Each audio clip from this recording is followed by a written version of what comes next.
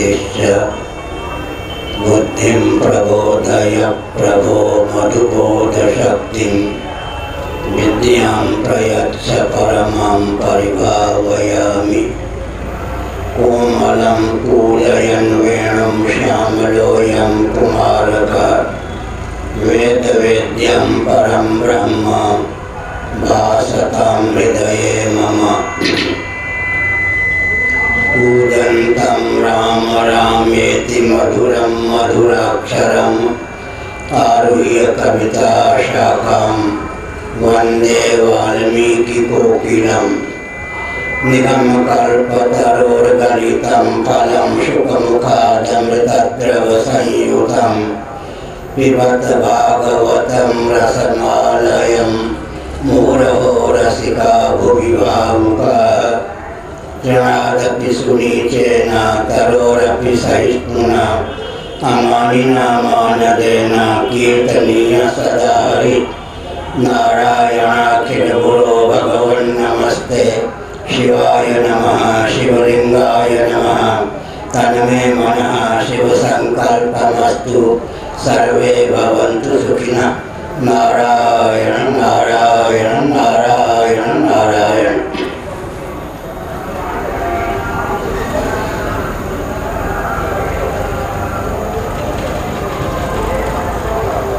श्री राम जय राम जय जय राम।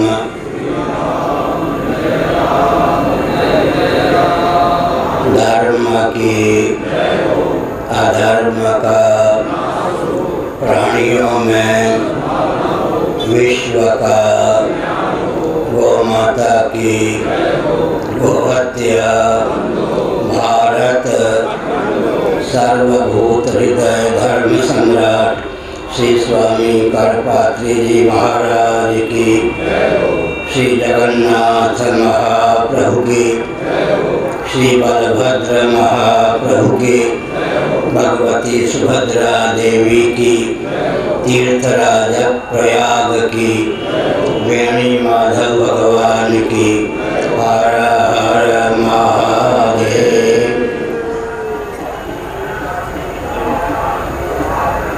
गोविंद जय जय गोपाल जय जय।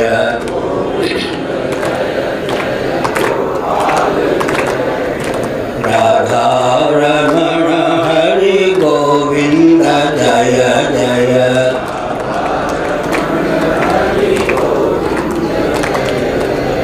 श्री कृष्ण गोविंद हरे मुरारे।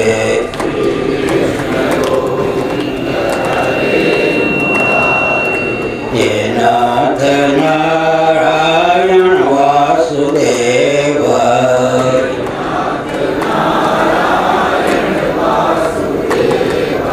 गोविंद जय जय गोपाल जय जय।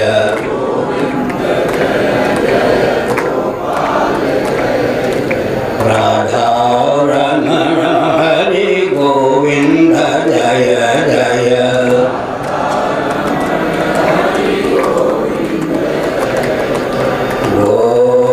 गोविंद जय जय गोपाल जय जय। राधा रमण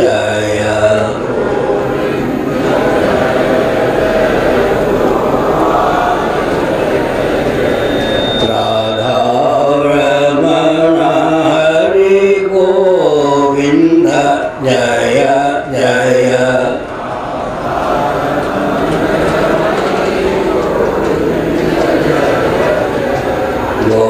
गोविंद जय जय गोपाल जय जय।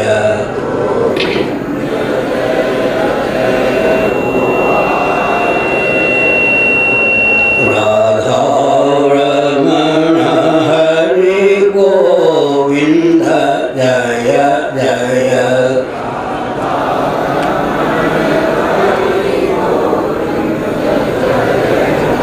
श्री वृंदावन बिहारी लाल की जय। तीर्थराज प्रयाग की जय। सज्जनों,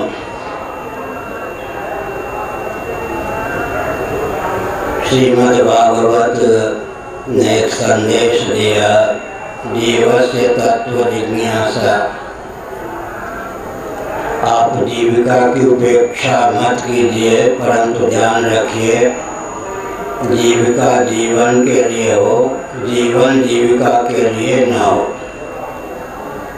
जीविका है जीवन के लिए, जीवन है जीवन धन जगदीश्वर की अभिव्यक्ति या प्राप्ति के लिए। यह चेद अवेदी रथा सत्यमस्ति न चेदिहा वेदीन महति विनष्टि। कठोपनिषद का उद्घोष है, देहत्याग के अव्यवहित पूर्वक क्षण पर्यंत यदि भगवत स्वरूप आत्म तत्व को जान लिया तब तो जीवन सार्थक हुआ। कदाचित देहत्याग के अव्यवहित पूर्वक क्षण पर्यंत भगवत स्वरूप आत्म तत्व को नहीं जाना तो जीवन निरर्थक गया। जीवन को सार्थक करने की आवश्यकता है।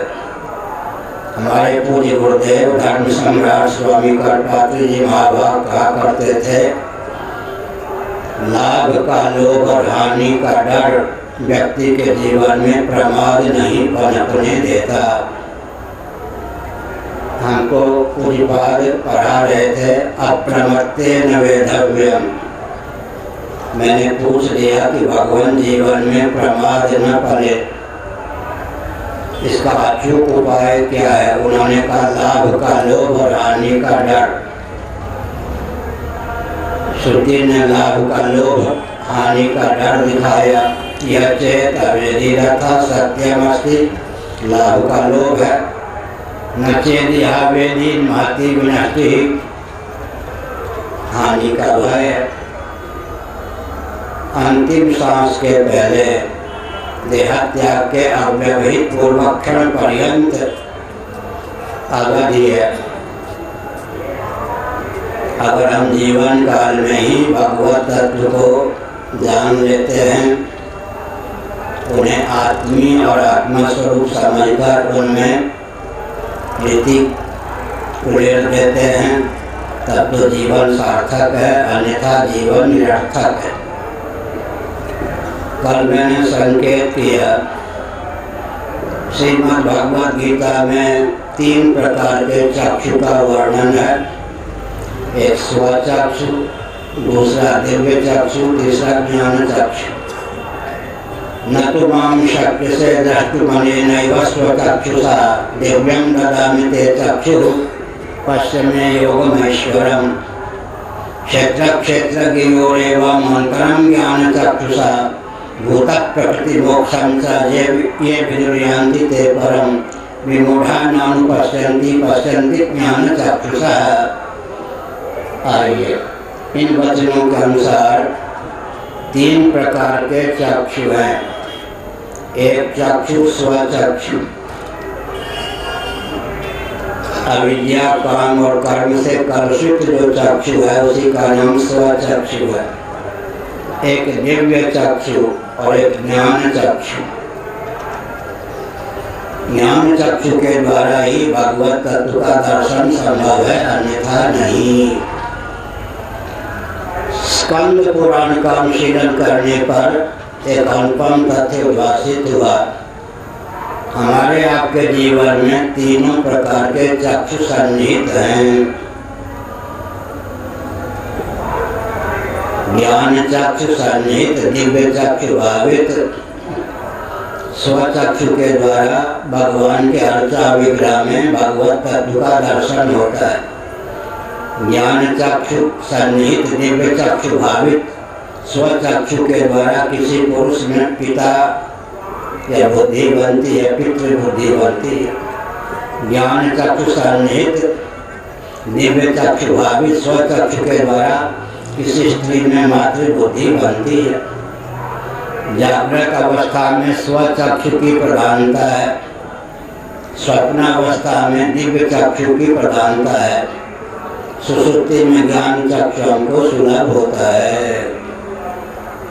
इसलिए तीनों प्रकार के चक्षु का उपयोग करना चाहिए। उपयोग होता है लेकिन उस पर दृष्टि नहीं जाती। विमूढ़ा नाम पश्यन्ति पश्यन्ति ज्ञान चक्षुषा। क्षेत्र क्षेत्रज्ञोरेव मंत्रम ज्ञान चक्षुषा। तब संकेत किया कि मानव जीवन को सार्थक करने के लिए लाभ का लोभ, हानि का भय आवश्यक है। यह चेद अवेदित सत्यमस्ति। श्रुति ने लाभ का लोभ दर्शाया। देह त्याग के अव्यवहित पूर्वक क्षण पर्यंत यदि भगवत स्वरूप आत्म तत्व को जान लिया तो जीवन सार्थक हुआ। यह लाभ का लोभ है। न चेद यह वेदीन महती विनष्टि। कदाचित चूक गए तो महान विनाश प्राप्त हुआ, महती विनष्टि प्राप्त हुई। यह हानि का डर है। लौकिक लाभ का लोभ, हानि का भय जैसे हमारे आपके जीवन में सन्निहित है, वैसे ही भगवत तत्व का लाभ सबसे उत्कृष्ट है। लाभ की कछु हरि भगति समाना। तुलसीदास जी महाभाग ने इस तथ्य को उद्भाषित किया। भगवत भक्ति के समान भी भला कोई लाभ हो सकता है। लाभ की कछु हरि भगति समाना, भगवत भक्ति। यह जो सृष्टि है इसकी संरचना का प्रयोजन क्या है, श्रीमद् भागवत में इस तथ्य को उद्भाषित किया गया है। भक्ति विरक्ति भगवत प्रबोध। भक्ति विरक्ति माने वैराग्य, भगवत प्रबोध सृष्टि की संरचना का प्रयोजन है। भक्ति ज्ञान और वैराग्य रूपी रत्न प्राप्त कर लें। अगर हमने जीवन काल में भक्ति विरक्ति भगवत प्रबोध से जीवन को समन्वित नहीं किया, जीवन व्यर्थ चला गया। आज मैं सोच रहा था, हम लोग सबको स्नेह देते हैं, सबका सम्मान करते हैं, अपनी सीमा में सबको सुविधा देने का प्रयास करते हैं। तीनों की आवश्यकता है, स्नेह, सम्मान और सुविधा। जो भी आपके पास आवे स्नेह दीजिए, सम्मान दीजिए, उचित सुविधा दीजिए। गिने चुने ऐसे व्यक्ति होते हैं जो तीनों को पचाने में समर्थ होते हैं। प्रायः जो स्नेह प्रदान करता है, सुविधा प्रदान करता है, सम्मान प्रदान करता है, लोग उसको बुद्धू समझ लेते हैं। लेकिन स्वभाव यह होना चाहिए, मर्यादा की सीमा में सबको स्नेह दें, सम्मान दें, सुविधा प्रदान करें। परंतु यह ध्यान रखना आवश्यक है कि जीवन व्यर्थ न जाए। अरब रुपये बटोर लिया, क्या होगा? देह त्याग के बाद उस पर कोई अपना अधिकार तो नहीं ले जाएगा। इसलिए लाभ की कछु हरि भगत समाना। तो मैंने कहा जगत की जो संरचना हुई है, भक्ति विरक्ति भगवत प्रबोध, इन तीनों की अभिव्यक्ति के लिए अगर हमने जीवन में भक्ति ज्ञान वैराग्य को प्राप्त कर लिया तो जीवन सार्थक हुआ। यही वितर्जित सर्गो ये साम्य चितम मनः निर्दोषम समम ब्रह्म तस्मात् ब्रह्मणि स्थिताः। भगवद गीता का 5वां अध्याय। उन्होंने जीवन काल में ही पुनर्भव पर विजयश्री प्राप्त कर ली। जिनका मन सकल सदोष और विषम अनात्मक प्रपंच से उपरत होकर निर्दोष असम ब्रह्म में सन्निहित हो गया। यही वितर्जिता सर्गो ये साम्य चितम मनः निर्दोषम समम ब्रह्म तस्मात् ब्रह्म ते स्थिताः। प्रामाणिक रीति से निरीक्षण परीक्षण करने पर जो भी अनात्मक प्रपंच है, सदोष और विषम है। ऐसे पति को का बरु जो जन्मे और मर जाए, वर बरु गोपाल को मेरे चिड़ियों अमर है जाए। मेरा भाई ने कहा प्रामाणिक रीति से निरीक्षण परीक्षण करने पर जो भी अचित पदार्थ है, जगत है, अनात्मा है, सदोष और विषम है, एकमात्र निर्दोष असम परमात्मा ही है। सकल सदोष विषम अनात्मक प्रपंच से मन को कर्षित कर निर्दोष असम परमात्मा में सन्निहित करना चाहिए। असतो मा सद्गमय तमसो मा ज्योतिर्गमय मृत्योरमा अमृतम गमय। बृहदारण्यक। हे प्रभु, मेरे जीवन में उस बल और वेग का दान कर दो जो कुछ अनित्य है, असत है, नश्वर है, परिवर्तनशील है, सावयव है, दृश्य है, भाष्य है, उससे मन को कर्षित कर सदरूप आत्मस्वरूप में सन्निहित कर सकूं। असतो मा सद्गमय तमसो मा ज्योतिर्गमय। हे प्रभु, मेरे जीवन में उस बल और वेग का दान कर दो जो कुछ अचित है, जड़ है, भाष्य है, उससे मन को कर्षित कर चिद्रूप प्रतीकात्मा स्वरूप परमात्मा में मन को सन्निहित कर सकूं। असतो मा सद्गमय तमसो मा ज्योतिर्गमय मृत्योर्मा अमृतम गमय। जो कुछ दुख है, वेदना है, ताप है, उससे मन को कर्षित कर सुख सिंधु परमात्मा में मन को सन्निहित कर सकूं। कल हमने कहा था, परसों भी कहा था, गाढ़ी नींद की विशेषता क्या है। गाढ़ी नींद अगर हमको आपको सुलभ न हो तो विक्षिप्त या पागल हुए बिना नहीं रह सकते। पूज्यपाद श्री कृष्ण गौड़ आश्रम जी महाभाग ने हमको सन 1972 में वृंदावन में 45 मिनटों तक बताया। भगवान ने यदि गाढ़ी नींद न बनाई होती तो ये सब प्राणी विक्षिप्त पागल हो गए होते। जो निर्विकल्प समाधि प्राप्त नहीं करते हैं तो कहीं गाढ़ी नींद भी उन्हें सुलभ न होती तो पागल हो गए होते। क्या वैद्य लोग जानते हैं, कोई गरीब है रोगी, स्वर्ण भस्म उसको सुलभ नहीं हो सकता तो स्वर्णमाक्षिक का उपयोग करते हैं वैद्य लोग। ऐसे ही निर्विकल्प समाधि अगर नहीं प्राप्त है तो निर्विकल्प समाधि का विकल्प गाढ़ी नींद है। कमलिन की धारा में बहने वाले जितने भौतिकवादी हैं उनके सिद्धांत पर, मत पर, वाद पर तो गाढ़ी नींद का वेग ही पानी फेर देता है। जिसका वाद, सिद्धांत या मत 24 घंटे भी टिक न सके उसका आलम्बन लेकर हमारा क्या कल्याण होगा, घंटाधार ही होगा। चेतना विशिष्ट शरीर को ही भौतिकवादी, लोकायतिक, कम्युनिज्म की धारा में बहने वाले देहात्मवादी आत्मा मानते हैं। विषयजन्य आनंद को ही वे आनंद मानते हैं। उनकी दोनों मान्यताओं पर गाढ़ी नींद का वेग ही पानी फेर देता है। अगर चेतना विशिष्ट शरीर ही आत्मा है तो शरीर को भुलाकर गाढ़ी नींद क्यों चाहते।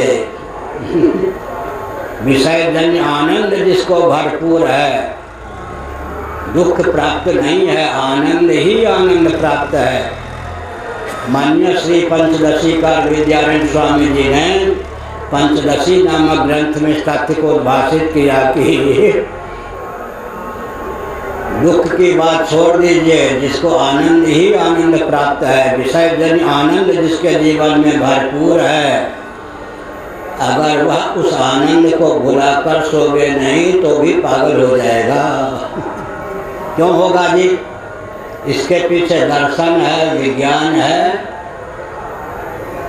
दर्शन क्या है? जहाँ विषय जन्य आनंद होता है वहाँ भोक्ता, भोग, भोग की तृप्ति होती है नहीं। जहाँ तृप्ति होती है वहाँ द्वैत होता है। द्वैत माने दो या दो से अधिक अधल लक्षण। द्वैत, दो शब्द, दो ग्रास, दो कदम, 2 मिनट, अधल लक्षण।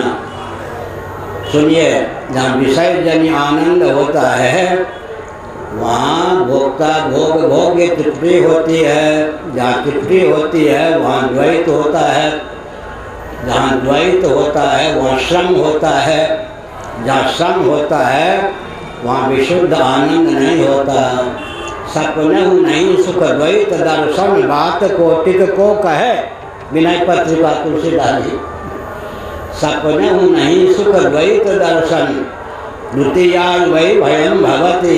बृहदारण्यक श्रीमद् भागवत का 11 स्कंध भयम द्वितीयाभिनिवेशतः स्यात्। यह वार्तिक है। श्रुति क्या है? द्वितीया वै भयम भवति, निसंदेह द्वैत से भय होता है। भागवत में इतना शब्द जोड़ दिया, भयम द्वितीयाभिनिवेशतः स्यात्, द्वैत में अभिनिवेश से भय होता है। ये वार्तिक हो गए 11 स्कंध में। भयम द्वितीयाभिनिवेशतः स्यात्, द्वैत में अभिनिवेश हुआ नहीं कि भय प्राप्त होगा। बहुत विकट कहानी है। यह भी देख वह भी देख, देखत देखत ऐसा देख मिल जाए धोखा रह जाए। नैमिषारण्य के पूज्यपाद दंडी स्वामी श्री नारदानंद सरस्वती जी महाभाग कहा करते थे, यह भी देख वह भी देख, देखत देखत ऐसा देख मिट जाए धोखा रह जाए। हमारी आपकी स्थिति क्या है? न यहाँ चैन न वहाँ चैन, रहा भी न जाए सहा भी न जाए। यह बात क्यों याद आई? मैं वृंदावन में वेद विद्यालय पूज्य स्वामी अखंडानंद महाराज का संस्थान उसमें था। तो सुबह छत पे घूमा करता था, कुछ चिंतन करता था। नीचे नरवर से कोई ब्रह्मचारी आए थे। उन्होंने हमको घूमते हुए नहीं देखा। तो सामने दर्पण लिए हुए थे, यूँ दांत कर रहे थे और गा रहे थे। अब मन में क्या भाव था वो जाने। मैंने पूछा भी नहीं, क्यों पूछता? रहा भी न जाए सहा भी न जाए, रहा भी न जाए सहा भी न जाए। सबकी स्थिति हम लोगों की यही है। अकेले मन उगने लगता है तो दूसरों से बात लड़ाने लगते हैं, बात लड़ाते लड़ाते मन उगने लगता है तो अकेले रहते हैं। न यहाँ चैन न वहाँ चैन। क्या बड़ी विचित्र गाथा है। रहा भी न जाए सहा भी न जाए, अकेले रहा नहीं जाता और बाल बच्चों के बीच में या इष्ट मित्रों के बीच में रहने पर भी सहा नहीं जाता। लोगों के बीच में रहते हैं तो अकेले रहने की भावना का उदय होता है। अकेले रहते हैं तो मन नहीं लगता, दूसरों के बीच में रहने की भावना होती है। इसका मतलब क्या है? भयम द्वितीयाभिनिवेशतः स्यात्, द्वितीयाद् वै भयम भवति। लेकिन द्वैत सहिष्णुता अनादिकाल से हम पाले हुए हैं। बहुत बढ़िया पंचदशी कार विद्यारण्य स्वामी जी ने लिखा, कोई शेर इत्यादि उपद्रवी जीव जंतु या तस्कर इत्यादि, लुटेरे इत्यादि, डाकू इत्यादि का कोई प्रश्न नहीं। लेकिन एक बच्चे को माँ निर्जन शांत स्थान में रहकर चुपके से छिप जाए, बच्चा रोने लगता है। क्यों रोता है जी? वहाँ भय देने वाला तो कोई नहीं है, फिर भी रोने लगता है। द्वैत सहिष्णुता, द्वैत सहिष्णु इतने हम हो गए हैं कि अकेले में दम घुटने लगता है। लेकिन द्वैत की शाश्वती सहिष्णुता नहीं है। दूसरों के बीच में रहकर मन उगने लगता है तो हम न तुम डॉक्टर तुम कम से कम सो ही लेते हैं। इसका अर्थ क्या हुआ? भयम द्वितीयाभिनिवेशतः स्यात्, द्वैत सहिष्णुता हमारे जीवन में है। तो धीरे धीरे क्या करना चाहिए? अनात्मक प्रपंच से मन को कर्षित कर भगवत स्वरूप में रमाने का प्रयास करना चाहिए। हमने कहा कि निर्दोषम समम ब्रह्म, सदोष और विषम जो कुछ है उसी का नाम अनात्मा है। भौतिकवादी भी इस तथ्य को कहते हैं कि सदोष और विषम वर्ण करने योग्य नहीं है। गाढ़ी नींद का उदाहरण दिया। जब व्यक्ति को गाढ़ी नींद का वेग प्राप्त होता है तो फिर क्या होता है? या चेतना विशिष्ट शरीर, इसको भी भुलाकर सोने की भावना का उदय होता है या नहीं? त्यागात् शांतिरनंतरम, गाढ़ी नींद का वेग हमारे जीवन में त्याग का अनुपम बल और वेग उत्पन्न करता है। ध्यानपूर्वक सुनिए, गाढ़ी नींद का वेग हमारे जीवन में त्याग का अनुपम बल और वेग उत्पन्न करता है।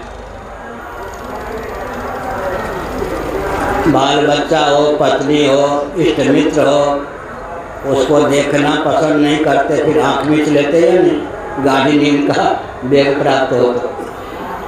सोने चांदी हो, नोटों के बंडल हो, व्यक्ति को रुपए इतने पसंद होते हैं कि छिपा कर सिरहाने के नीचे ही रखता है, भले ही सर कट जाए। धन इतना प्यारा होता है कि वो व्यक्ति धन कहाँ छिपा के रखता है, सोते समय सिरहाने के नीचे, सर भले ही कट जाए, धन न जाए। लेकिन गाढ़ी नींद का जब वेग प्राप्त होता है तब अन्यों से आँख मीचने की भावना का उदय होता है। इतना ही नहीं, विश्व सुंदर हो शरीर या विश्व सुंदरी हो, इसको भी निहारना पसंद नहीं। अपने शरीर को भी व्यक्ति निहारना पसंद नहीं करता। ज्ञानेंद्रियाँ प्यारी हैं, कर्मेंद्रियाँ प्यारी हैं। ज्ञानेंद्रियाँ फुदकती रहें, कर्मेंद्रियाँ फुदकती रहें तो भी हम विक्षिप्त हो जाएं, पागल हो जाएं। ज्ञानेंद्रियों को भी भुलाकर सोने की भावना का उदय होता है, कर्मेंद्रियों को भी भुलाकर सोने की भावना का उदय होता है। मन बहुत प्यारा है, बुद्धि बहुत प्यारी है, चित्त बहुत प्यारा है, अहम बहुत प्यारा है, लेकिन संकल्प, विकल्प, अध्यवसाय, गर्व, स्मरण, इन सबको भुलाकर सोने की भावना होती है। प्राण बहुत प्यारा है लेकिन प्राण स्पंदन को भी भुलाकर सोने की भावना होती है। त्याग का रहस्य अगर समझना हो तो गाढ़ी नींद के वेग पर ध्यान कर्षित करना चाहिए। विषयजन्य आनंद बहुत प्यारा होता है, प्रिय, मोद, प्रमोद। कल हमने कहा अभीष्ट वस्तु या व्यक्ति के मिलने की आशा से या मिलने पर जो आह्लाद होता है उसका नाम प्रिय है। अभीष्ट वस्तु के आस्वादन से जो आह्लाद होता है उसका नाम मोद है। अभीष्ट वस्तु का यथेच्छ सेवन कर लेने पर बाह्याभ्यंतर आनंद की अभिव्यक्ति होती है, अंग्रेजी वाले ओवरफ्लोइंग कह सकते हैं। उस दशा में व्यक्ति लेकिन प्रिय, मोद, प्रमोद को भी ताक पर रखकर सोने की भावना का उदय होता है। क्यों? इसके पीछे रहस्य क्या है? 8 मिनट पहले हमने बताया, जहाँ विषयजन्य आनंद होता है वहाँ तृप्ति होती है, भोक्ता भोग और भोग्य। जहाँ तृप्ति होती है वहाँ द्वैत होता है, जहाँ द्वैत होता है वहाँ श्रम नहीं, श्रम होता है। जहाँ श्रम होता है वहाँ उर्दू में बोले तो खालिश, अंग्रेजी में बोले तो प्योर, संस्कृत में बोले तो विशुद्ध आनंद नहीं होता। इसलिए द्वैत सहिष्णु होने पर भी द्वैत के त्याग की भावना का उदय होता है। गाढ़ी नींद हमारे जीवन में अद्भुत त्याग का बल और वेग भर देता है। उस पर ध्यान केंद्रित करें तो जागृत दशा में भी त्याग के प्रति हमारे जीवन में महत्व बुद्धि का उदय हो। आगे संबंधी धन वैभव ही नहीं, शरीर को भी व्यक्ति निहारना पसंद नहीं करता, ज्ञानेंद्रियों को भी खुदकने नहीं देना चाहता, कर्मेंद्रियों को भी खुदकने नहीं देना चाहता, मन, बुद्धि, चित्त, अहंकार को भी खुदकने नहीं देना चाहता, प्राण स्पंदन को भी व्यक्ति भुला देता है, यहाँ तक कि विषयजन्य आनंद को भी व्यक्ति भुला देता है। तब गाढ़ी नींद की प्राप्ति होती है। गाढ़ी नींद में तृप्ति तो नहीं है, लेकिन तृप्ति की बीजावस्था है अज्ञान। अन्यथा ग्रहण न होने पर भी अग्रहण है। मांडू के कार्य का आत्म तत्व को आत्मा के अनुरूप न जानना अग्रहण हो गया, अनात्म वस्तुओं के अनुरूप जानना अन्यथा ग्रहण हो गया। अन्यथा ग्रहण नहीं होता, अग्रहण तो बना रहता है। अग्रहण का बीज है अज्ञान।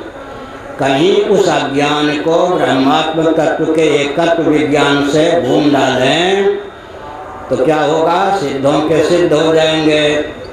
बस देह त्याग के बाद फिर देहेंद्रिय प्राणांतकरण से युक्त जीवन प्राप्त नहीं होगा, केवल सच्चिदानंद स्वरूप होकर ही शेष रहेंगे।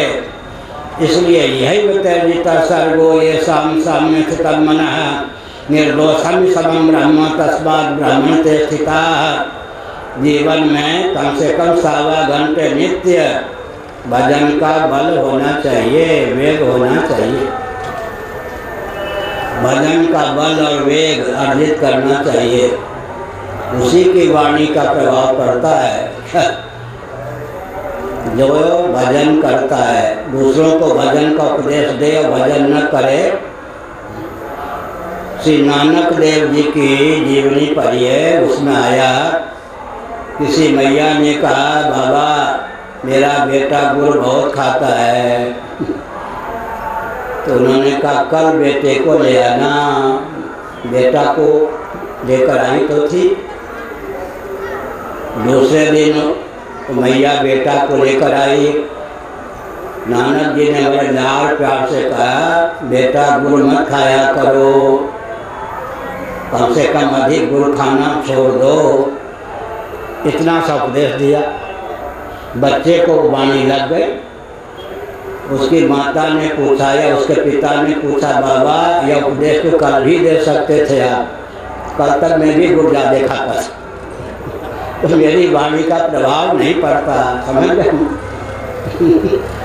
मेरी वाणी का प्रभाव नहीं पड़ता। इसलिए जीवन में लोभ भय कोरी भावुकता विवेक को पनपने न दें। उसी की वाणी का स्थायी प्रभाव पड़ता है जिसकी वाणी पर लोभ का, भय का, कोई भावुकता का, विवेक का प्रभाव न।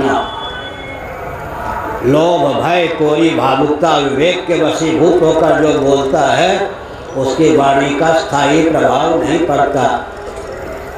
उसका जीवन तो व्यर्थ जाता ही है। अब तक के प्रवचन का सार क्या निकला? 1.25 घंटे भजन का बल होना चाहिए। पुराने व्यक्ति ब्राह्मणों को 1.25 रुपये दक्षिणा देते थे। तो कम से कम भगवान के निमित्त 1.25 घंटे समर्पित करें। 1.25 घंटे ना हो तो 15 मिनट समर्पित करें। अगर वो भी ना हो तो हमको उपाय बताते हैं। गाढ़ी नींद आने के पहले कम से कम 5 मिनट पूर्व, गाढ़ी नींद के पहले बिस्तर पर लेटकर ही सही भगवान का नाम लें। शिव शिव जपत मन आनंद, जाहि सुमिरत विघ्न विरसत कटत यम के फंद। शिव शिव जपत मन आनंद।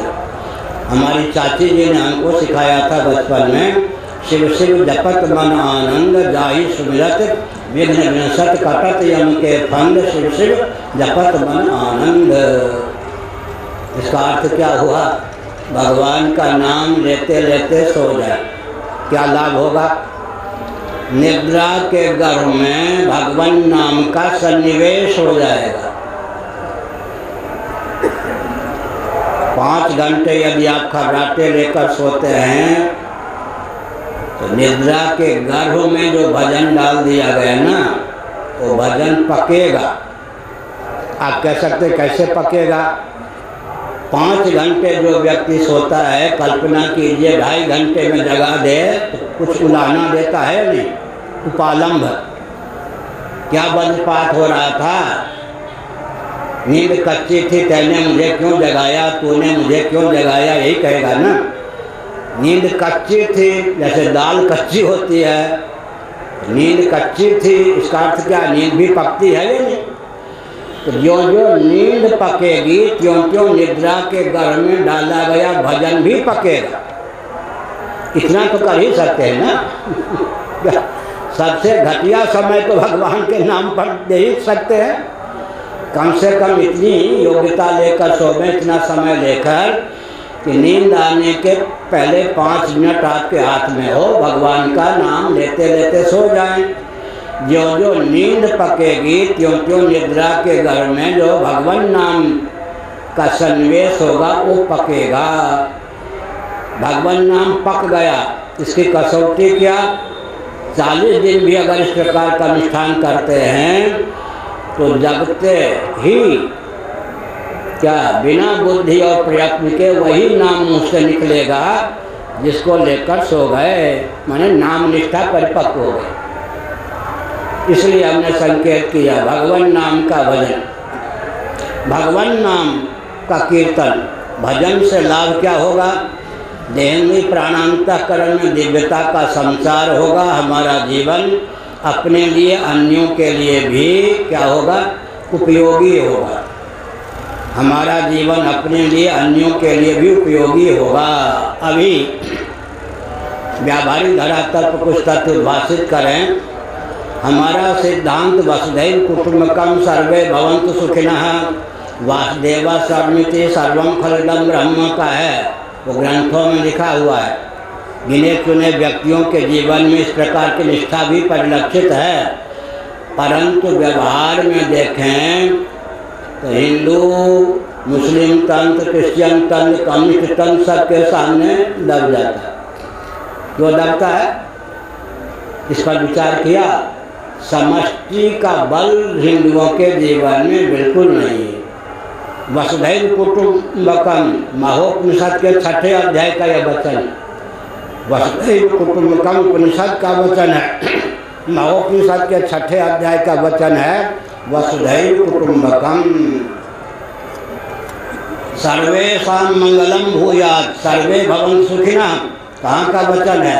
गरुड़ पुराण के अंतिम अध्याय का अंतिम श्लोक है यह। सर्वेषां मंगलम भूयात् सर्वे भवन्तु सुखिनः गरुड़ पुराण के अंतिम अध्याय का अंतिम श्लोक का यह वचन है। वसुधैव कुटुंबकम महोपनिषद के 6ठे अध्याय का वचन है। लेकिन थोड़ा विचार कीजिए, समष्टि और व्यष्टि में तादात्म्य पत्ति हिंदुओं के जीवन में प्राय नहीं, इसलिए जो आता है दबा देता है। जिस किसी के सामने दब जाता है, किसी को अनर्गल दबावे नहीं, किसी से अनर्गल दबे नहीं। मेरा बचपन से सिद्धांत है, न किसी पर अनर्गल छाता न किसी को अनर्गल छाने देता। कहीं देवराज इंद्र भी छाने का प्रयास करें, मैं छाने नहीं दूंगा, वैसा प्रयास क्यों करेंगे? वो तो बुद्धिमान है। मेरा एक जीवन बचपन से है स्वभाव, अनर्गल किसी पर नहीं छाता और किसी को छाने भी नहीं देता। अनर्गल गुरु ग्रंथ गोविंद को छाने दीजिए, जीवन कृतार्थ हो जाएगा। गुरु ग्रंथ गोविंद को छाने दीजिए, जीवन कृतार्थ हो जाएगा। तो हमने क्या कहा?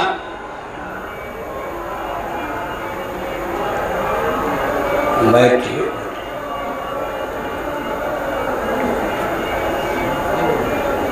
हमने एक संकेत किया, क्या कह रहे? हाँ, हमने ये कहा कि वसुधैव कुटुंबकम सर्वे भवन्तु सुखिनः। एक मुसलमान है, उसके जीवन में समष्टि किसी न किसी अंश में है। जब समष्टि की पकड़ नहीं होती तो वो भी लड़ जाते हैं, मुसलमान भी आपस। मैं मुसलमान होता हुआ शेख सैयद यमवल पठान को चाह हूँ, किसी अंश में मुस्लिम समाज भी समष्टि को पकड़े हुए है। क्रिश्चियनों के यहाँ 1100 वेद हैं, मुख्य 2-3 वेद हैं। 100 भेद तो क्रिश्चियनों के यहाँ बहुत बुलंद हैं, लेकिन मैं क्रिश्चियन होता हुआ अमुक खेमे का हूँ। कम्युनिस्टों के यहाँ मैं कम्युनिस्ट होता हुआ वाम या दक्षिण खेमे का हूँ। किसी न किसी अंश में समष्टि को क्रिश्चियन तंत्र ने, मुस्लिम तंत्र ने, कम्युनिस्ट तंत्र ने पकड़ के रखा। हिंदू कुछ नहीं, समष्टि से कुछ लेना देना ही नहीं, इसलिए जो आता है सो दबा देता है, जो आता है उसके सामने दब जाता है। होना क्या चाहिए? सावधान होकर सुनिए। एक एक व्यक्ति में 1,000 एटम बम को निरस्त करने की क्षमता का उदय हो जाए, जो मैं कह रहा हूँ, तो ये नहीं कि एटम बम लेकर मेरे पास आ जाओ, मुझे डर तो नहीं लगेगा, बिल्कुल नहीं लगेगा। यमराज भी खड़े हो जाए, नमस्कार कर लूँगा, यमदंड का प्रयोग करना चाहे तो हट जाऊँगा, डरूँगा नहीं। गुरु मेहरबान तो चला पहलवान। लेकिन मैंने संकेत किया, एक एक व्यक्ति में अतुलनीय शक्ति का सन्निवेश हो सकता है।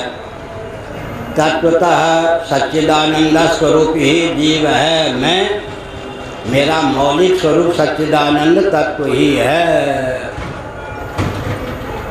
औपाधिक धरातल पर मायोपाधिक जगदीश्वर मेरा स्वरूप है। यह क्या अर्थ हुआ? मैं सच्चिदानंद स्वरूप होता हुआ जीव हूँ, जीव होता हुआ प्राणी हूँ, प्राणी होता हुआ मनुष्य हूँ, मनुष्य होता हुआ स्त्री पुरुष या ब्राह्मण क्षत्रिय कुछ और हूँ। समष्टि के साथ अगर व्यष्टि को पकड़ के रखें तो अद्भुत बल और वेग का संचार हो जाए। प्रयोग करके देखिए। मेरा मौलिक स्वरूप सच्चिदानंद ही सिद्ध है। निरुपाधिक धरातल पर सच्चिदानंद स्वरूप हूँ और औपाधिक धरातल पर जीव होता हुआ प्राणी हूँ, प्राणी होता हुआ मनुष्य हूँ, मनुष्य होता हुआ हिंदू हूँ, हिंदू होता हुआ ब्राह्मण क्षत्रिय वैश्य और हूँ। समष्टि और व्यष्टि दोनों को पकड़ के रखें। ताम्र धातु से विनिर्मित यह है न पात्र। अगर ताम्र धातु न हो तो इस पात्र की सत्ता उपयोगिता सिद्ध न हो। समष्टि के कारण ही सत्ता उपयोगिता किसी व्यक्ति की सिद्ध है। समष्टि का उपादान भी होता है और समूह भी होता है। दोनों अर्थों में समष्टि शब्द का दर्शन शास्त्रों में प्रयोग है। ताम्र धातु ही इस पात्र को सत्ता उपयोगिता प्रदान किए हुए है। लेकिन ताम्र धातु अगर तामा के रूप में ही विद्यमान रहे, पात्र का रूप धारण न करे, तो उसकी विशेष उपयोगिता न हो। हमारी विशेष उपयोगिता भी सिद्ध हो और सामान्य को भी हम पकड़ के रखें। 10 हिंदू भी अगर इस तरह के तैयार हो गए, हो गया, भारत फिर अखंड होगा ही। क्या सच्चिदानंद स्वरूप होता हुआ जीव हूँ, जीव होता हुआ क्या हूँ? प्राणी हूँ, प्राणी होता हुआ मनुष्य हूँ, मनुष्य होता हुआ हिंदू हूँ, हिंदू होता हुआ फिर क्या हूँ? ब्राह्मण क्षत्रिय वैश्य कुछ भी हूँ। समष्टि को भी पकड़ के रखें और व्यष्टि को भी। व्यष्टि से उपयोगिता की सिद्धि होती है, समष्टि से सत्ता और अस्तित्व, अस्तित्व और उपयोगिता समष्टि पर निर्भर है। लेकिन विशेष उपयोगिता के लिए व्यष्टि का आलम्बन भी आवश्यक है। तो हमने संकेत किया, क्रिश्चियन तंत्र, कम्युनिस्ट तंत्र, मुस्लिम तंत्र के आगे हिंदुओं को घुटना क्यों टेकना पड़ता है? इसलिए कि हिंदुओं के जीवन में क्या हो गया? हाय धन, हाय मान, हाय प्राण, हाय परिजन। उसमें भी मान भी छोड़ दें तो धन मान प्राण परिजन में धन प्राण परिजन। उससे भी घटिया व्यक्ति मेरा पेट हाउ मैं न देऊँगा। पत्नी मर जाए, भूखे बेटे मर जाए, कुछ नहीं, अपने आप भोजन होना ही चाहिए। इसका मतलब क्या? हाँ, बाबाओं के लिए भी बड़ी विचित्र घाटी है। जननी जनक बंधु सुत दारा तंधन भवन सुत परिवारा। 10 वस्तुओं में गृहस्थों की ममता फैली होती है। 4 रोटी है, घर में 5 व्यक्ति हैं तो चुपके से 4 रोटी कोई नहीं खाएगा, बांट के खाए। गृहस्थों की जो ममता होती है वो 10 जगह बटी होती है, बिखरी होती है। ये रेल आदि के पुल कहाँ बनते हैं? नदी आदि में, जहाँ चौड़ाई कम हो, गहराई ज़्यादा। तैराकी समझें कि यहाँ पर चौड़ाई कम है, यहाँ कूद पर है, तैराकी कमजोर हो तो डूब जाएगा। बाबा होने पर डूबने की ज़्यादा संभावना क्यों है? खाँटी बाबा, नकली नहीं। 9 वस्तुओं की ममता फिर केवल शरीर में आकर चिपक जाती है। 10वीं जो है ना ये वस्तु घाटी, जननी जनक वंशुत दारा तन धन भवन सूर्य परिवारा, 9 वस्तुओं की ममता भी शरीर में जाके चिपक जाती है। इसका अर्थ क्या हुआ? बाबा होने पर डूबने की संभावना ज़्यादा है।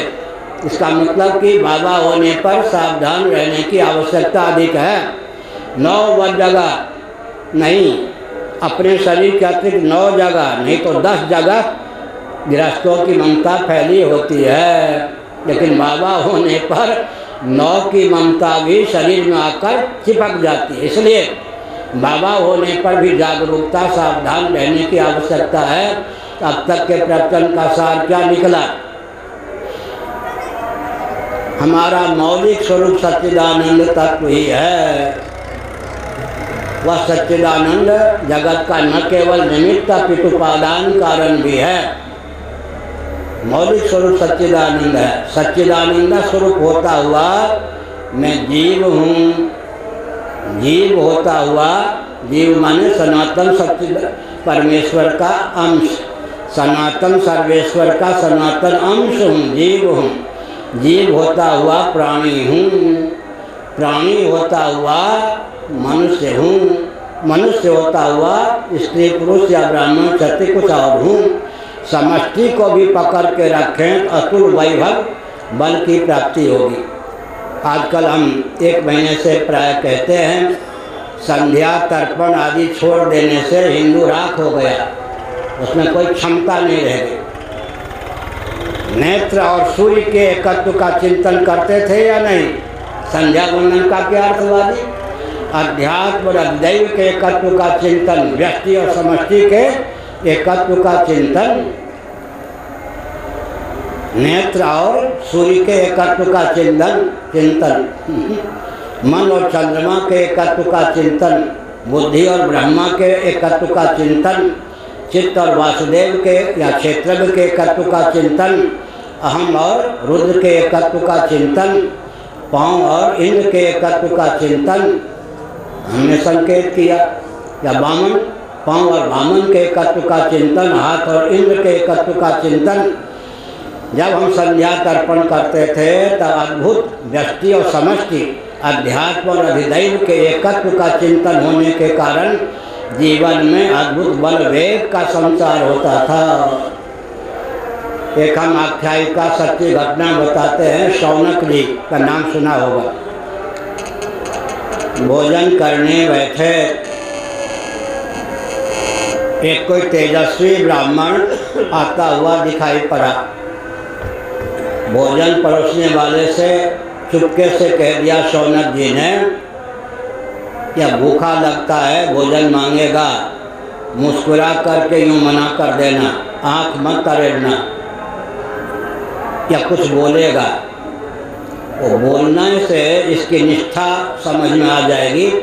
फिर बड़े लाड़ प्यार से अपने सामने बैठा कर मैं भी भोजन करूँगा, इसे भी भोजन कराऊँगा। उस व्यक्ति ने, तेजस्वी व्यक्ति ने कहा भूखा हूँ, अन्न चाहिए। मुस्कुरा कर भोजन परोसने वाले ने यूँ मना कर दिया। लौटते समय तुम्हारे दरवाजे से यह वैश्वानर भूखा जा रहा है। वैश्वानर समष्टि अग्नि के आधार पर हमारा आपका नामकरण क्या है जी? मांडूक्य उपनिषद। जागृत में वैश्वानर, स्वप्न में हिरण्यगर्भ, सुसुप्ति में प्राज्ञेश्वर। अग्नि परक नाम है हमारा आपका समष्टि वैश्वानर जागृत में। स्वप्नावस्था में सूर्य परक नाम है हिरण्यगर्भ, सुसुप्ति में चंद्रमा परक नाम है प्राज्ञेश्वर। उस व्यक्ति ने क्या कहा? तुम्हारे यहाँ से यह वैश्वानर भूखा जा रहा है। उसकी भावना क्या थी? चलता फिरता मैं अग्नि हूँ, वैश्वानर हूँ।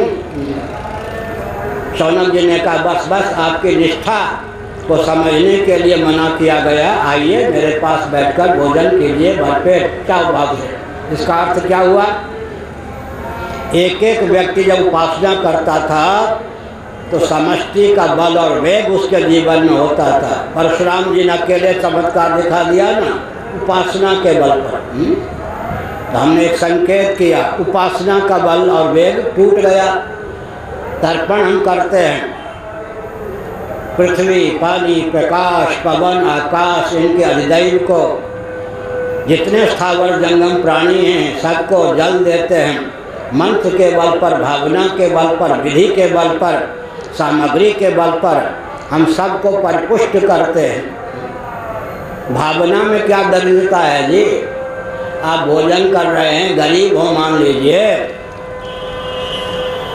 आपको इतना ही भात सुलभ हो, चावल भात। मैं दिल्ली गया, रामकृष्ण लाल मियाँ के यहाँ था मैं विद्यार्थी जीवन में। चौके से आवाज़ आई, चावल परोसो। हम तो चावल को भात कहने वाले ठहरे, भात को चावल कहते हैं ये तो हमने सुना ही नहीं था। सोचा कि बस मरा पेचिश होना ही होना है। यहाँ के लोग कैसे हैं भाई, भात नहीं खाते चावल खाते हैं। मैं तो व्याकुल हो गया, संग्रहणी का रोग था, चावल खाना पड़ेगा। परोसा तो चावल का भात निकला। हमने कहा ये क्या है, यहाँ भात को चावल कहते। तो हमने क्या संकेत किया, सज्जनों, हमने यह संकेत किया कि समष्टि वैश्वानर माने अग्नि, अग्नि से तादात्म्यपत्ति हो। जागृत में हमारा नाम है वैश्वानर, स्वप्नावस्था में हम हो जाते हिरण्यगर्भ सूर्य, सुषुप्ति में प्राज्ञेश्वर चंद्र। इसका अर्थ व्यष्टि और समष्टि का एकत्व। परशुराम जी आदि में क्यों इतना बल था? समष्टि की आराधना उपासना के बल पर एक व्यक्ति में करोड़ों एटम बम को भी मात करने की क्षमता का उदय हो सकता है, अगर अध्यात्म से अधिदैव, अधिदैव से अध्यात्म को एकीभूत करने का उसको ज्ञान प्राप्त हो। नित्य ही नेत्र और सूर्य के एकत्व का चिंतन करना चाहिए, वाणी और अग्नि के एकत्व का चिंतन करना चाहिए, मन और चंद्रमा के एकत्व का चिंतन करना चाहिए, बुद्धि और हिरण्यगर्भ के एकत्व का चिंतन करना चाहिए, चित्त और वासुदेव के एकत्व का चिंतन करना चाहिए, पांव और वामन के एकत्व का चिंतन करना चाहिए, हाथ और इंद्र के एकत्व का चिंतन करना चाहिए।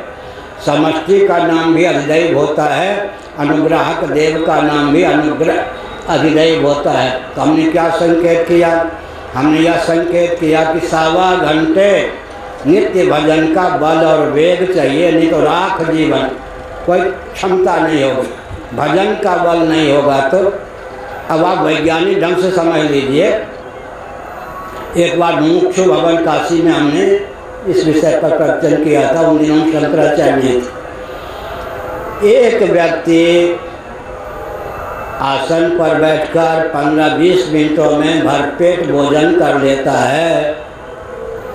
एक बार का किया हुआ भोजन कम से कम 5 घंटे तक तो प्रज्ञा शक्ति, प्राण शक्ति को परिपुष्ट रखने में समर्थ है या नहीं? बात इतनी तो समझ में आ गई ना। अन्न का कारण क्या है? जी जल, महाभारत में लिखा है और हमारा आपका अनुभव है। एक व्यक्ति अन्न के बिना जितने दिनों तक जीवित रह सकता है, जल के बिना उतने दिनों तक जीवित रहेगा क्या? नहीं रहेगा। इसका अर्थ क्या हुआ? अन्न की अपेक्षा जीवन में जल का महत्व अधिक है, जल जीवन है। कल्पना और बढ़ाइए, एक व्यक्ति जल के बिना जितने दिनों तक जीवित रह सकता है, उतने दिनों तक शरीर में रहने वाली ऊष्मा या गर्मी के बिना जीवित नहीं रह सकता। एक व्यक्ति शरीर में रहने वाली ऊष्मा या गर्मी के बिना जितने क्षणों तक जीवित रह सकता है, उतने क्षणों तक भी प्राण पवन के बिना जीवित नहीं रह सकता। एक व्यक्ति प्राण पवन के बिना जितने क्षण तक जीवित रह सकता है, उसके जीवन की कल्पना की जा सकती है। प्राण पवन के संसार के लिए अगर आकाश छिद्रप्रद, अवकाशप्रद आकाश न हो तो जीवित नहीं रह सकता। पश्चिम बंगाल जिसको कहते हैं, हमने पश्चिम हटा दिया था, बंगाल ही रखा, लोग कहने लगे थे बंगाल। बंगाल के एक मुख्यमंत्री के भोजन के समय कुछ अटक गया यहाँ की नदी में, मर गए। छत्तीसगढ़ में एक हमारे शिष्य परिवार का बेटा भी भोजन के समय गोलगप्पा पूरा खा लिया, यहाँ पे अटक गया, मर गया। इसका मतलब क्या हुआ? हमारे आपके जीवन में पृथ्वी की अपेक्षा पानी का, पानी की अपेक्षा अग्नि का, अग्नि की अपेक्षा वायु का, वायु की अपेक्षा आकाश का अधिक महत्व है। लेकिन इन सब की सत्ता परार्थ है। नवा अरे सर्वस्य कामाय सर्वं प्रियम भवति, आत्मनस्तु कामाय सर्वं प्रियम भवति।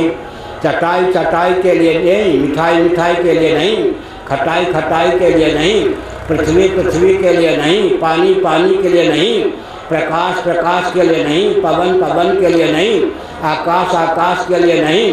जो कुछ अतिरिक्त पदार्थ है वो शेष है। शेषी कौन है? आत्मा। मच्छर तो नहीं काट रहा बाबाओं को मच्छर बहुत काटते हैं, प्रवचन के समय भग ही जाते हैं बात लड़ाने की अगर योग्यता हो तो भजन में मच्छर ज़्यादा काटते हैं। हमने क्या संकेत किया? हमने यह संकेत किया कि कार्य की अपेक्षा कारण का अधिक महत्व है। इस दृष्टि से आत्मा सर्वाधिक महत्वपूर्ण है, उसके बिना तो जीवन और जगत की कल्पना नहीं की जा सकती। इस दृष्टि से एक व्यक्ति एक आसन पर बैठकर 15-20 मिनटों में भरपेट भोजन कर लेता है तो कम से कम 5-7 घंटे तक प्रज्ञा शक्ति प्राण शक्ति परिपुष्ट रहती है। अगर हम 15 मिनटों तक डटकर एक आसन पर बैठकर भगवान का भजन कर लेंगे तो भजनानंद से देहेंद्री प्राणांतकरण में उस दिव्यता का संचार होगा कि काम क्रोध लोभ आदि के वेग से हम सुदूर रहेंगे।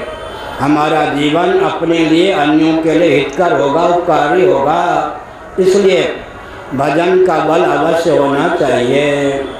भजन का बल ना होता तो आप लोग सर्दी में आते ही क्यों? हम तो ऊपर बैठे हैं, इतना लादे हुए हैं बहुत से व्यक्ति ऐसे हैं जिनके पास कंबल आदि भी नहीं है। हम भी ऐसे रहे हैं, बद्रीनाथ में भी रहे हैं, समय समय की बात। लेकिन फिर भी आस्था के कारण आ जाते हैं। क्या? आस्था की पराकाष्ठा। यहाँ तक कि इसी प्रयाग में, कहीं हरिद्वार में भी कुचल के सैकड़ों व्यक्ति मर गए, लेकिन लोगों की आस्था पर कोई प्रभाव नहीं। फिर पर्व आने पर जो जीवित थे चले आए। यह जो आस्था है बहुत उच्च कोटि की आस्था है हिंदुओं की परंपरा से। इस आस्था को मिटाने का या विकृत करने का प्रयास नहीं करना चाहिए। तो हमने एक संकेत किया। क्या किया? 7:45 हो गया। हमने एक संकेत किया कि शासन तंत्र इस पर ध्यान दे। आज भी मैं सोच रहा था विकास की चर्चा तो राजनेता करते हैं, कुछ राजनेता ईमानदार भी हैं। कुछ गुरुदेव धर्म सम्राट करपाती महाराज ने हमसे कहा कभी भी यह मत मानना कि अमुक वर्ग में खेमे में तंत्र में कोई भला व्यक्ति नहीं है। कुछ गुरुदेव स्वामी करपाती महाराज ने वो कहा करते थे दीनदार ईमानदार मुसलमान भी बहुत अच्छे। कुछ गुरुदेव का वाक्य। किसी तंत्र में खेमे में वर्ग में जब कोई भला व्यक्ति नहीं रहता तब उसका नाश हो जाता है, टिकता नहीं। भले व्यक्ति की उपस्थिति ही किसी तंत्र का जीवन है। भले व्यक्ति सब जगह होते हैं, हमने संकेत किया। तो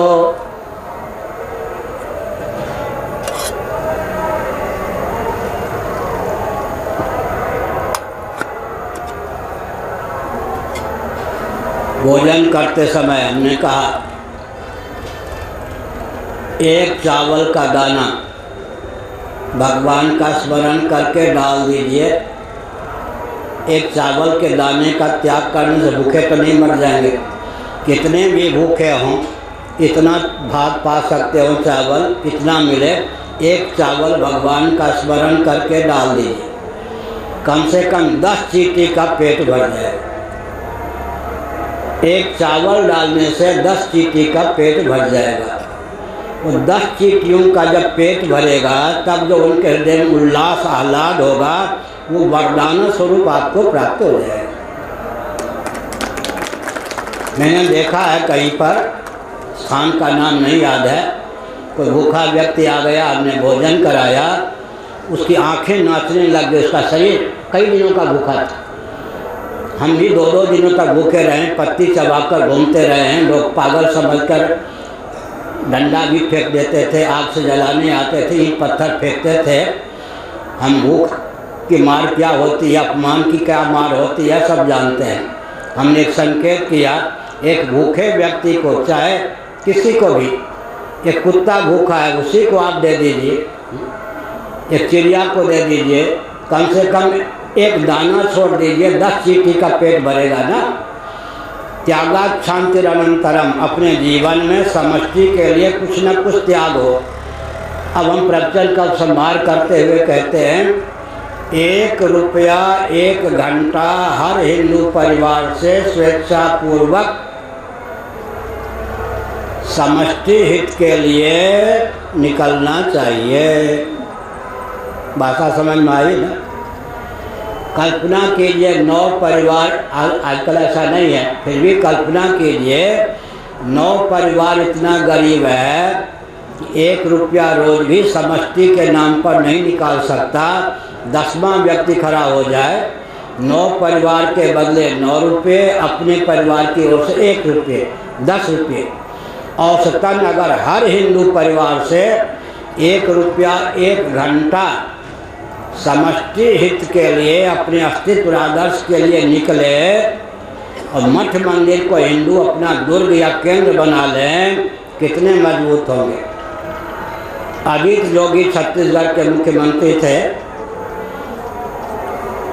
और नक्सलवादियों का जो गढ़ था जगदलपुर,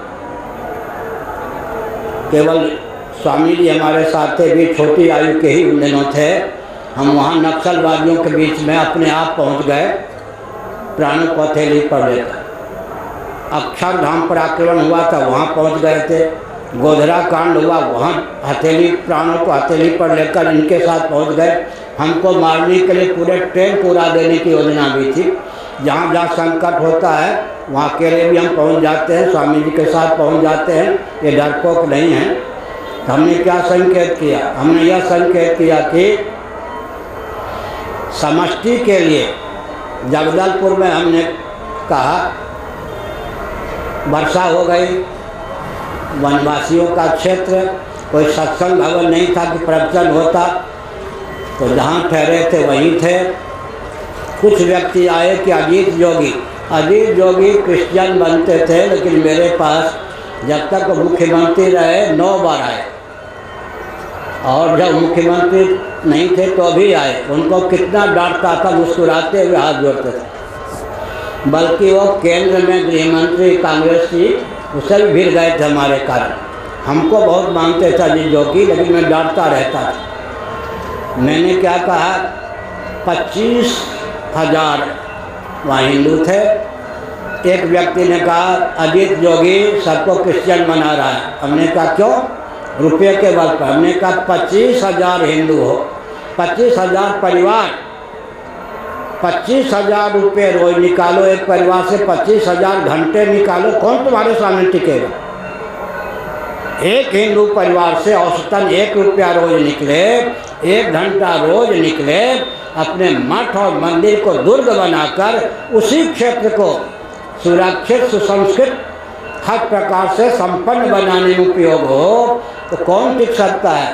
सबको अभय दान देते हुए हमारे जीवन में समष्टि हित की भावना का उदय होना चाहिए।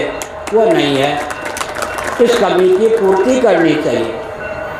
क्या इसका पार्षद होता है ना, ये पार्षद चुनाव वाले छोड़ दीजिए। भगवान के मठ मंदिर तो होते हैं, एक क्षेत्र निर्धारित कीजिए। और जगन्नाथ जी का प्रभाव तो पूरे उड़ीसा में है, सब बहुत जगह है, लेकिन आपके क्षेत्र में जो मंदिर हो, मठ हो, उसका एक दायरा चारों ओर 1 किलोमीटर या 2 किलोमीटर या 10 किलोमीटर, वहाँ भगवान के पार्षद बनकर कुशल पूछने जाइए। और कुछ जीवन में समष्टि हित की भावना से ऐसी पूंजी रखिए कि गरीब की सेवा भी हो। आंसू पोंछने वाला कोई नहीं होगा तो हिंदू धीरे धीरे फिसल जाएंगे, कहीं भी चले जाएंगे। इसलिए सेवा का प्रकल्प चलाना चाहिए। ठीक। और अंत में 1-5-25 एक मातृशक्ति हमारे यहाँ संस्था आनंद वाहिनी में, अपनी संस्था का नाम भी लेता नहीं, प्रचार नहीं करता, लोग समझेंगे कि दलाल हो गए, प्रचारक हो गए। देवियों की संस्था का नाम हमने रखा आनंद वाहिनी।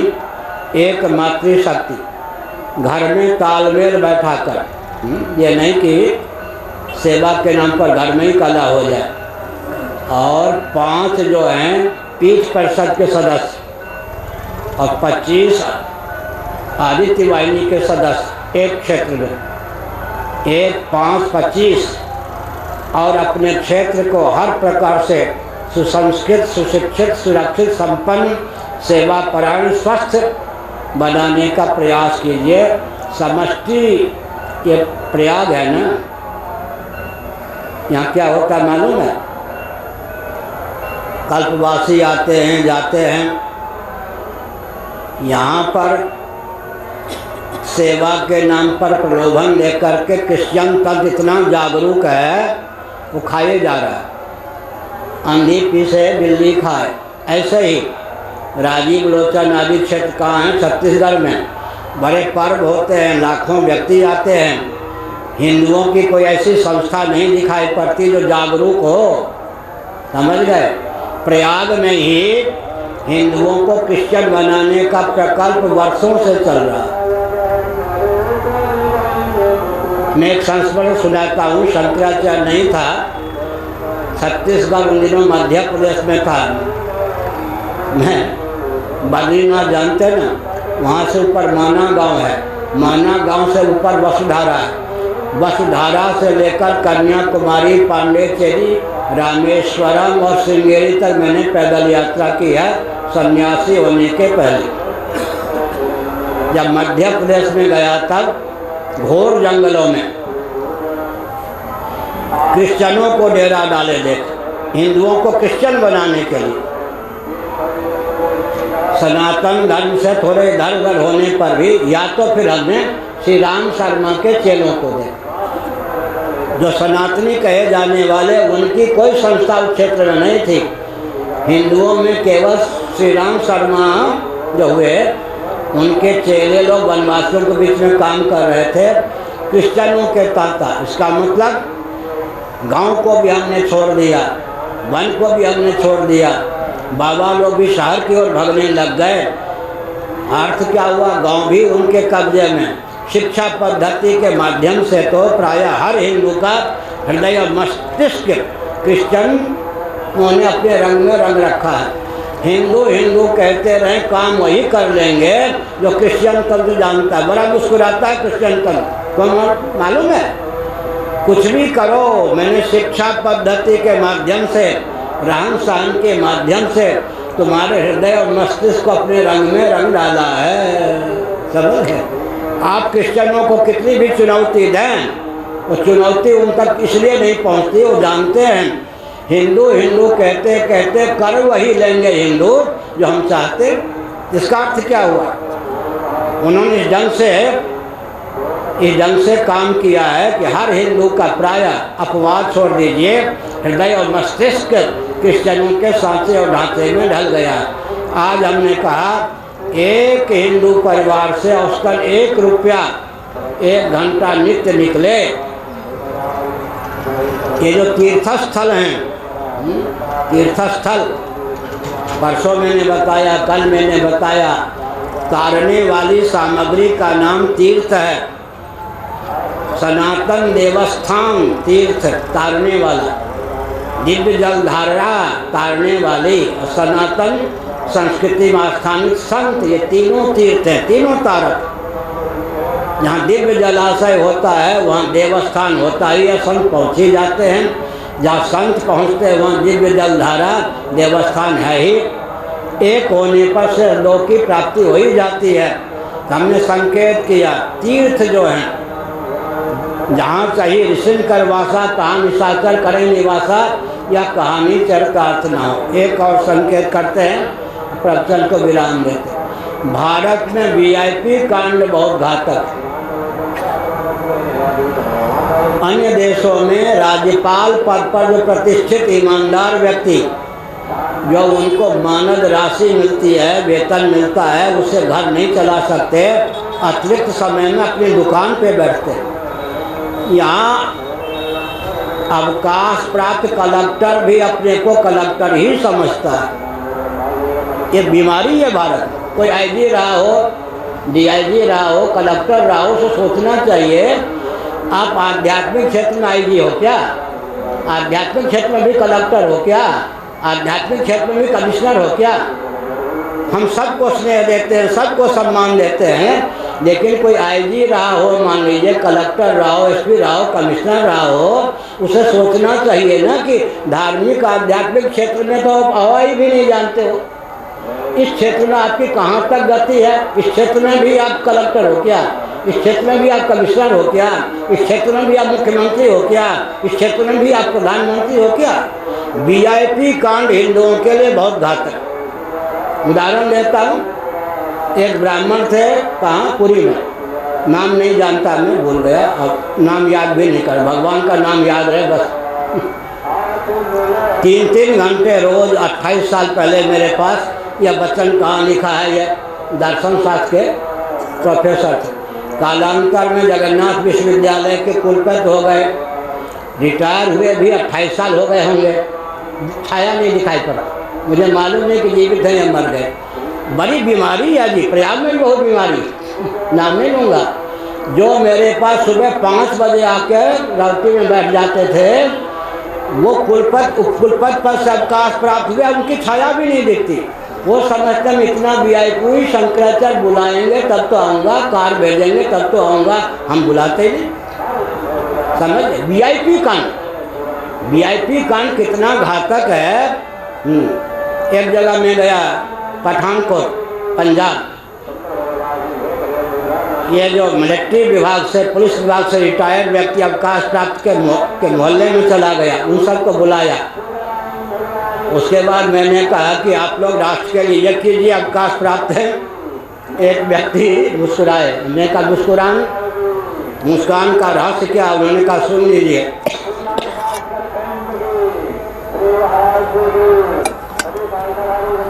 हम सब अवकाश प्राप्त फौजी व्यक्ति एक ही मोहल्ले में रहते हैं, एक दूसरे से राम द्वारे का भी सम्मान हमारा नहीं, हम वीआईपी मान के बैठे हैं। सामने वाला देखे तो सलाम न करना पड़े। इसका मतलब वीआईपी कांड भारत के लिए बहुत घातक है। कलेक्टर पर से अवकाश प्राप्त हुआ तो कुलपति पर से अवकाश प्राप्त हुआ हो, दिखेगा नहीं।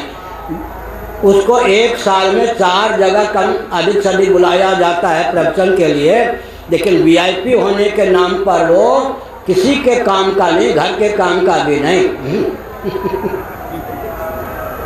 एक सच्ची घटना है, स्वामी जी को याद है या नहीं, बाल गोपाल थे।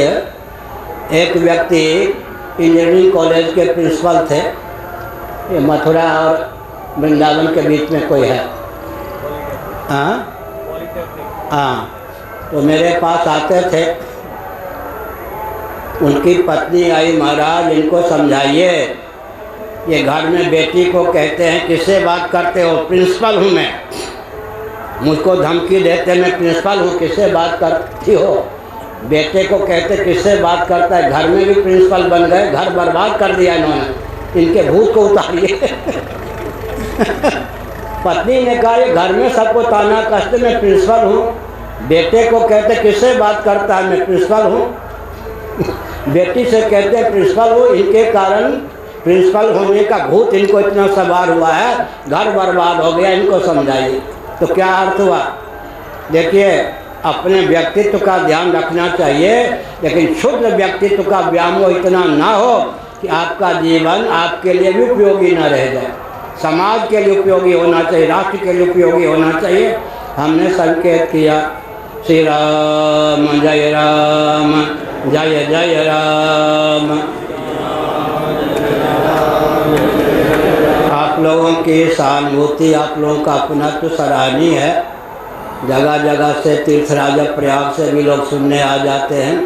आपके अपनत्व की बहुत सराहना। श्री राम जय राम जय जय राम।